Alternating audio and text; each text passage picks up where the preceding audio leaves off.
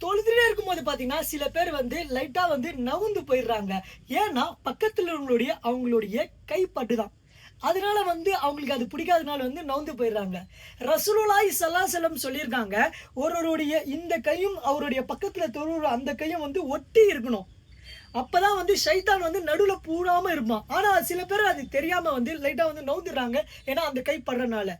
அல்லாஹ்வுக்காக இத வந்து தவிர்த்துக் கொள்ளுங்க. இன்ஷா அல்லாஹ் யாருமே வந்து அந்த மாரி வந்து அந்த மாரி வந்து நினைக்காம தொழுங்க. ஏன்னா வந்து மார்க்கம் என்பது நம்ம அனைவரும் சகோதரர்கள் தான். இதுதான் வந்து இஸ்லாம். தொழுது இருக்கும்போது பார்த்தீங்கன்னா வந்து ஒரு கருப்பரா இருப்பார், அவருமா ஏழையா இருப்பார், அதுமா வெள்ளையா இருப்பார், பணக்காரரா இருப்பார். இங்க எல்லாமே சமம் தான். அதுதான் வந்து இஸ்லாம் சொல்லுது. எனவே வந்து ரசூலுல்லாஹி ஸல்லல்லாஹு அலைஹி வஸல்லம் சொல்லிக் குடுத்த மாரி தொழுகும்போது வந்து கேப் இல்லாம வந்து ஒருத்தர் ஒருத்தர் அந்த கை வந்து தொடணும். அப்பதான் வந்து ஷைத்தான் வந்து நடுவுல போக மாட்டான். இன்ஷா அல்லாஹ் இத பத்தி தெரியாத நெறைய பேர் இருப்பாங்க. அவங்களுக்கு இந்த வீடியோ வந்து நீங்க ஷேர் பண்ணுங்க. தெரிஞ்சவங்களும் இருப்பாங்க இன்ஷா அல்லாஹ். நீங்க ஷேர் பண்ற மூலியமாக வந்து உங்களுக்கும் எனக்கும் வந்து அல்லாஹ் சுப்ஹானஹு வ தஆலா நன்மை அளிப்பானாக. அல்லாஹ் சுப்ஹானஹு வ தஆலா திருக்குர்ஆன் சொல்றான், "நன்மையை ஏவுங்கள், தீமையை தடுங்கள்" என்று. இன்ஷா அல்லாஹ் நன்மையை ஏவக்கூடிய நன்மக்களாக அல்லாஹ் நம்மள ஆக்குவானாக. இம்மையிலும் மறுமையிலும் அல்லாஹ் சுப்ஹானஹு வ தஆலா நம்மளுக்கு நல்ல கூலியை அளிப்பானாக. பாரக்கல்லாஹு ஃபீக்கும்.